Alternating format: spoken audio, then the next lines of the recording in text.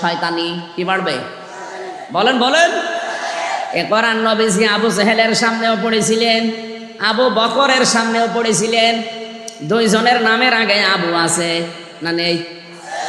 এক আবু কোরআন শুনে সিদ্দিক আকবর হয়ে গেছে, আর এক আবু কোরআন শোনার পরে ওর শয়তানি বাড়তে বাড়তে এমন পর্যায়ে পৌঁছিয়েছে বিশ্ব নবীকে মেরে ফেলার জন্য ওর সিদ্ধান্ত দিয়েছে।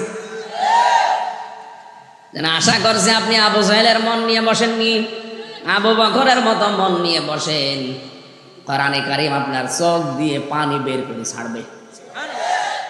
ওয়াইদা সামিউ মা উনজিলা ইলার রাসূলি তারা আ'য়ুনাহুম তাফিদু মিনাদ দামি মিম্মা আরাফু মিনাল হক ইয়াকুলুনা রাব্বানা আমান্না ফাকতুবনা